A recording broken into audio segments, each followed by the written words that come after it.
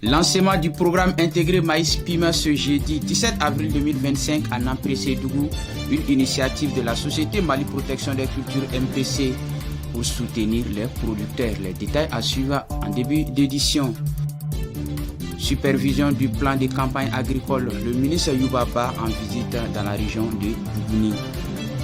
Le Premier ministre rencontre une délégation des collectivités territoriales nigériennes. Les détails à suivre également au cours de cette édition.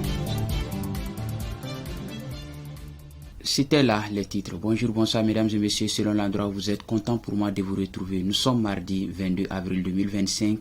Bienvenue à cette session d'information. Comme nous l'avons annoncé dans les sommaires, lancement ce jeudi 17 avril 2025 à Nampré-Sédougou du programme intégré Maïs Pima, une initiative de la Société Mali Protection des Cultures MPC, un programme qui vise à accompagner les agriculteurs dans la production du maïs, mais aussi contribuer à l'autosuffisance alimentaire à travers le pays.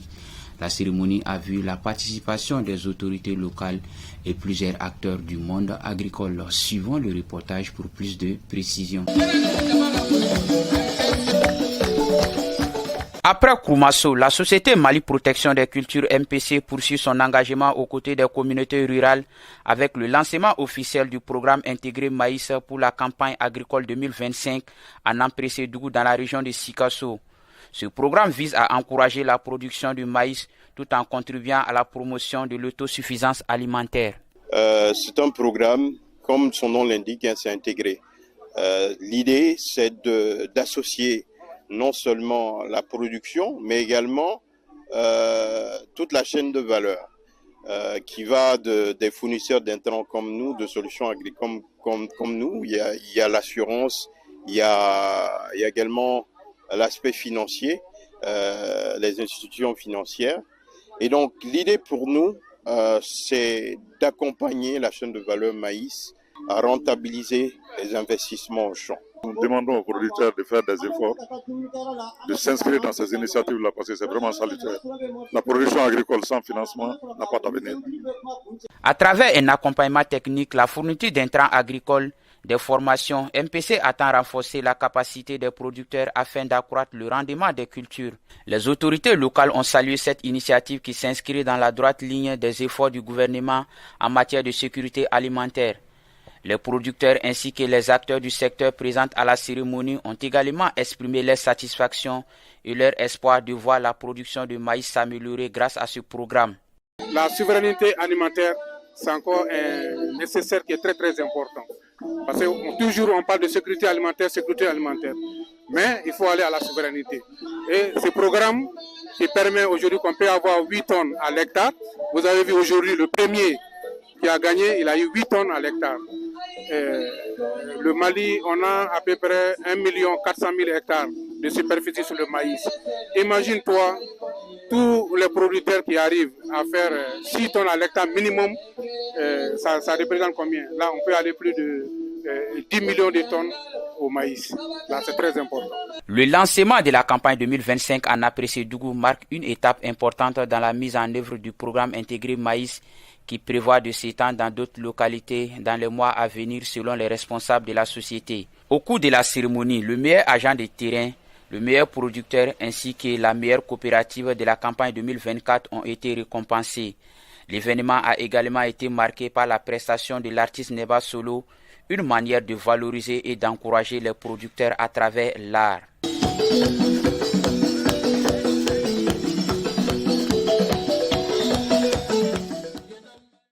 Sur tout autre plan, le Premier ministre, le général de division Abdoulaye Maïga a reçu ce vendredi 18 avril une délégation de la direction de la décentralisation, de la déconcentration de l'administration du territoire du Niger conduite par l'ambassadeur du Niger au Mali, son Excellence Abdou Adamou. Fatmata Siaka Diarra pour les précisions. Le directeur nigérien de la décentralisation, de la déconcentration et de l'administration du territoire, M. Abdulkadir Amon, en mission à Bamako, a précisé que l'objet de cette visite est l'harmonisation des approches dans le financement des collectivités. Il a également été question d'un partage d'expériences visant à accélérer l'intégration des collectivités et à développer un mécanisme endogène de financement local. L'opérationnalisation de la dynamique de la Confédération des États du Sahel au niveau des des collectivités a aussi été abordé. En retour, le Premier ministre s'est réjoui de cette rencontre qui s'inscrit dans le cadre de la mise en œuvre de la feuille de route de la Confédération des États du Sahel. Il a encouragé les acteurs des collectivités du Mali à s'engager dans une démarche similaire. Il a également insisté sur la nécessité de mutualiser les efforts, de s'adapter aux réalités locales et de renforcer la communication.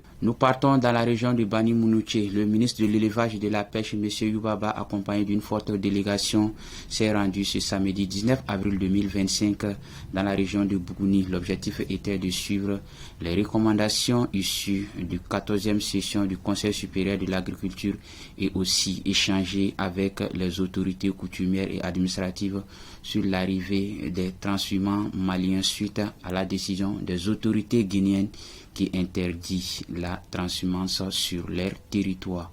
Suivons l'élément pour plus de précision.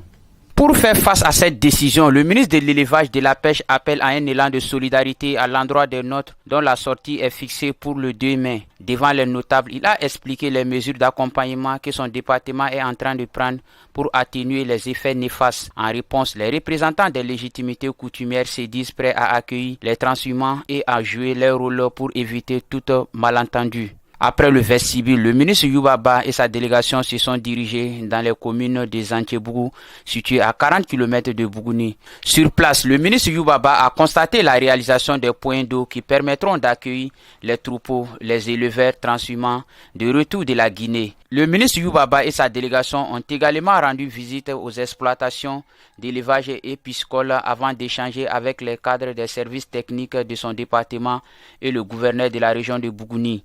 Au cours de la rencontre, le ministre a lancé un appel aux populations maliennes frontalières de la Guinée tout en rassurant les engagements de son département. Toujours avec les actualités culture, le ministre de l'Artisanat, de la Culture, de l'Industrie hôtelière et du Tourisme a le plaisir d'annoncer le lancement officiel de l'assurance volontaire pour la culture AVOC ce mercredi 27 avril 2025 au Centre international de conférences de Bamako. L'assurance volontaire pour la culture AVOC s'inscrit dans le cadre de l'année 2025 décrétée comme année de la culture par le général d'armée Assimi Goïta, président de la transition, en lien avec sa vision de contribuer à la promotion accrue des talents artistes et artisans dans une dynamique de revitalisation culturelle des territoires. A précisé que la possibilité sera donnée aux artistes et acteurs culturels de s'enrouler sur place auprès des équipes de l'INPS et de l'AVOC qui seront déployés à ces TIF. Toujours culture, le festival des masques et marionnettes de Marakala Fesmama n'est pas seulement une célébration de notre culture et tradition, il se veut également un espace d'éducation à la citoyenneté. Le ministre Daffé a partagé un dîner avec les jeunes étudiants à Marakala autour de la citoyenneté, ce qui en est une parfaite illustration.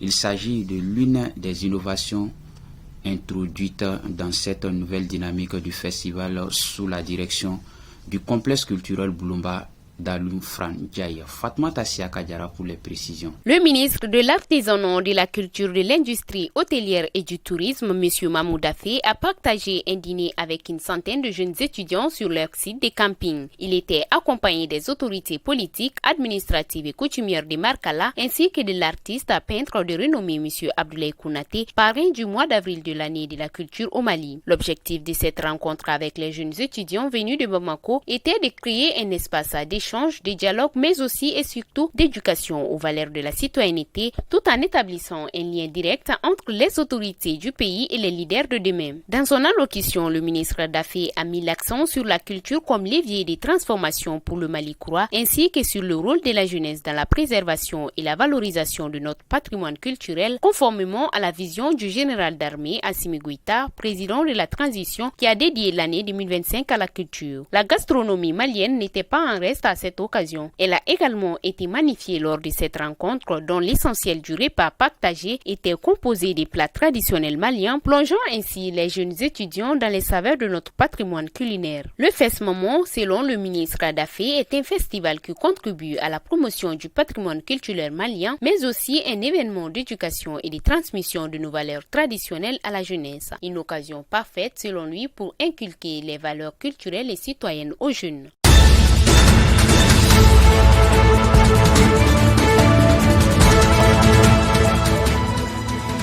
C'est cette actualité culturelle qui nous amène vers les pages internationales la négrologie. Le pape François est décédé ce lundi 21 avril 2025 à l'âge de 88 ans au lendemain de la fête des Pâques, selon un communiqué publié par le Vatican sur sa chaîne YouTube.